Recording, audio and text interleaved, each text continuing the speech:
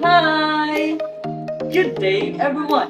Ako nga pala si Kuya Joey, and today, we're going to learn how to use and familiarize letters in a Braille alphabet. Are you ready? Now, here's the example of a Braille alphabet. And to easily understand and familiarize letters in a Braille alphabet, just visualize that there are two columns in each letters with the corresponding 6 cells, like this. What is Braille? Braille is a code using cells comprised of two columns of dots, 1, 2, 3 on the left and 4, 5, 6 on the right. Every single punctuation, letter, and symbol is created using the combination of these 6 dots. And now, I'm going to introduce to you each letters in a Braille alphabet with its corresponding sets of numbers. For letter A, 1. For letter B, 1 and 2. For letter C, 1 and 4.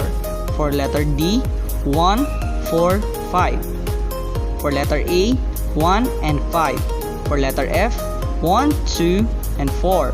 For letter G, 1, 2, 4, 5. For letter H, 1, 2, 5. For letter I, 2 and 4. For letter J, 2, 4, 5. For letter K, 1 and 3. Letter L is 1, 2, 3. For letter M, 1, 3, 4. For letter N, 1, 3, 4, 5. For letter O, 1, 3, 5. For letter P, 1, 2, 3, 4.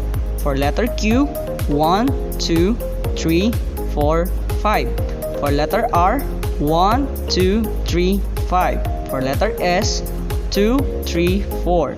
For letter T, 2, 3, 4, 5. For letter U, 1, 3, 6.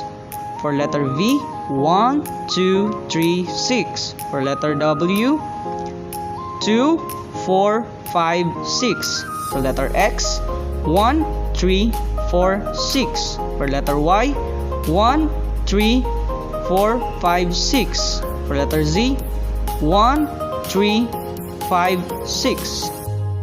That's it! I hope you learned something in this video. Bye-bye!